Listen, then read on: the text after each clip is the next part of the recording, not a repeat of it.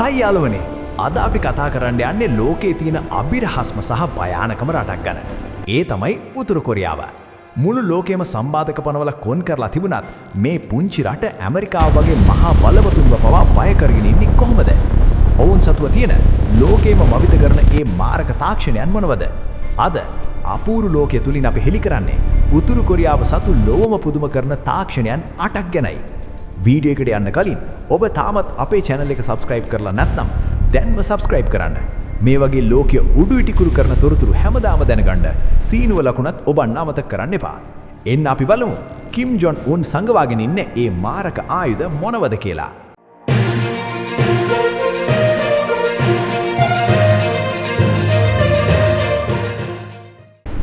න්‍යෂ්ටික අවි සහ මිසයිල තාක්ෂණය.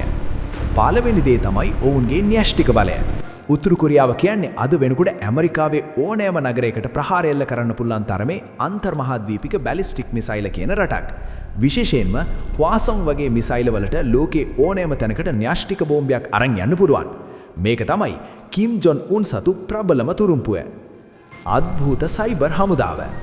ඔබ දන්නවද උතුරු කොරියාව සතුව ලෝකයේ දරුණුතම සයිබර් හමුදාවක් ඉන්නවා කියලා?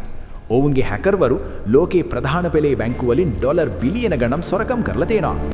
ඒ වගේම සෝනි සමාගම වගේ මහා පරිමාණ ආයතනවල දත්ත පවා විනාශ කරලා තියෙන්නේ මේ සයිබර් හමුදාවයි. මේක තමයි ඔවුන්ගේ අදෘශ්‍යමාන යුද්ධය. රසායනික හා ජීව විද්‍යාත්මක අවි. න්‍යෂ්ටික බෝම්බ වලටත් වඩා භයානක දේවල් උතුරු කොරියාව සතුව තියෙනවා. ඒ තමයි රසායනික VX nerve agent වගේ රසායනික ද්‍රව්‍ය ටොන් 2500ත් 5000ත් අතර ප්‍රමාණයක් ඔවුන් සතුව තියෙනවා කියලා විශ්වාස කරනවා. මේව පාවිච්චි කළොත් නගරයක ඉන්න මුළු ජනගහනයම මිනිත්තු කිහිපයකින් විනාශ කරන්න පුරුවන්. රියුග්යොන් හොටලය අතහැර දැමූ යෝධයා. තාක්ෂණය කියන්නේ ආයුධ විතරක් නෙමෙයි. පියොන්යන් නගරයේ තියෙන තට්ටු 105ක රියුග්යොන් හොටලය උතුරු කොරියාවේ ඉදිකිරීම් ක්ෂේත්‍රයේ ඇති මහා පරිමාණ හැකියාව පෙන්වනවා. ලෝකේ උසම හොටල් වලින් එකක් වුණත් මේක අවුරුදු ගාණක් තිස්සේ සම්පූර්ණ කරන්න බැරි වූ අභිරහස් ගොඩනැගිල්ලක් විදියටයි හඳුන්වන්නේ. න්‍යෂ්ටික සබ්මරීන් සහ නාවික බලය. මෑතකදී උතුරු කොරියාව ලෝකෙට පෙන්වා ඔවුන්ගේ අලුත්ම න්‍යෂ්ටික ප්‍රහාරක සබ්මරීනය.